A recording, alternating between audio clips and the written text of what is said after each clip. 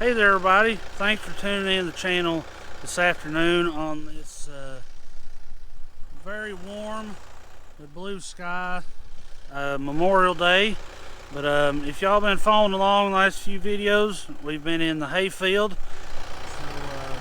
So if you've seen the last video, I come over here and tear this whole field. And then today Dad brought the little tractor and the side rake and has raked the edges of the field. He's made about 3 or so windrows on each end. Then that way I'll bale them up, and then he's going to come back over possibly this evening and rake some more here in the middle.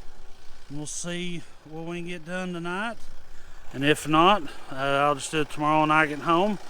So since it's warm outside, I suggest grabbing your sunglasses and a big old jug of sweet tea. Let's get this video started. First, before I get started, there's a couple things I need to do. I've already let the pickup down. There's the little metal teeth, or not teeth, but tines that'll spin, and of course that's what makes the bale. But I gotta take some oil and I gotta pour on these 3 chains on this side, and then there's one on the other side, and we just do that. That just helps keep them lubricated and prolongs the life of the chain. Then by lubing these chains, pouring a little diesel oil on them, it just helps quieten them down just a little bit.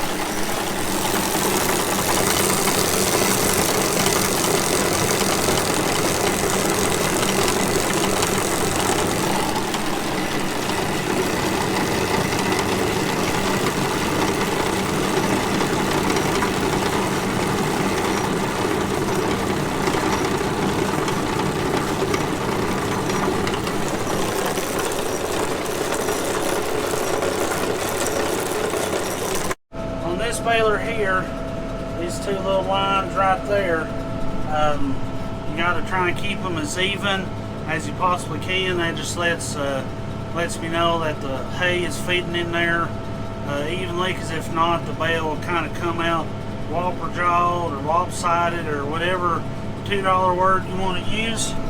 Then this lever right here, that just lets me know how full the bale is. So I run it down right there to the bottom of that 4th mark.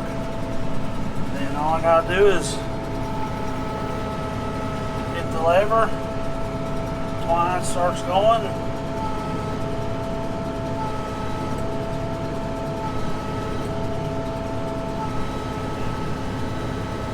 Should be kicked out. Alright, got my twine stopped. Hit the other lever. Raise the door, kicked out.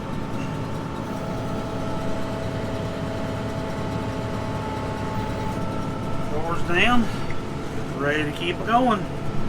Hey there everybody, thanks for tuning back into the channel.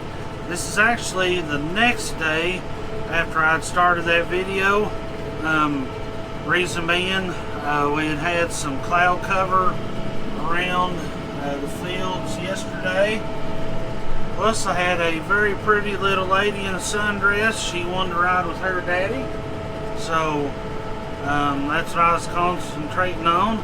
So we are back today and we're going to finish up this field.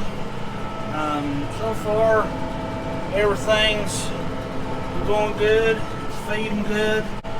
Probably one of the most underrated jobs in the hayfield is the rake man. Of course, because he takes the hay when it's tedded out and puts it into windrows, and then of course whoever it may be, hopefully they've got the baler man in mind, and try and keep the rows of course as straight as possible.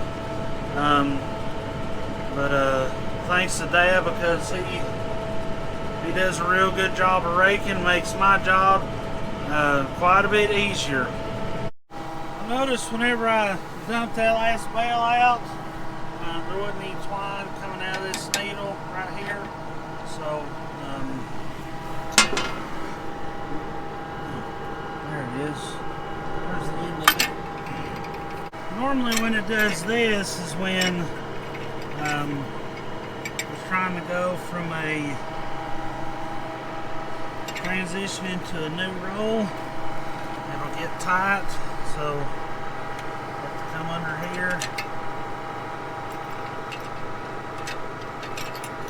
fish it back through.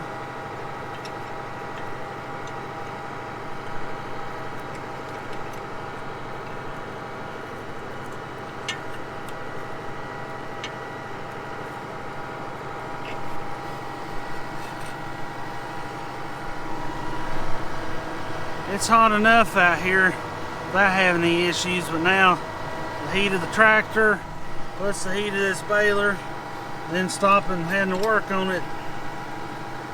So I'll get it eventually.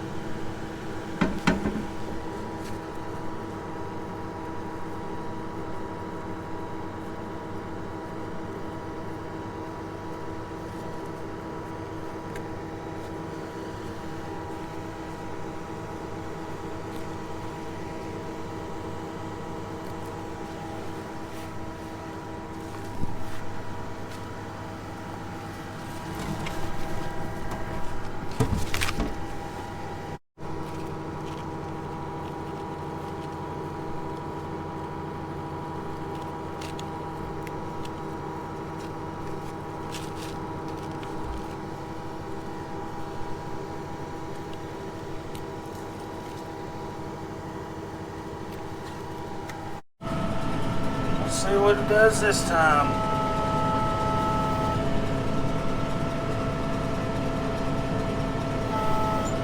So far it's feeding good. I'll know here in a second. I'll bring them all the way back over and it cuts it.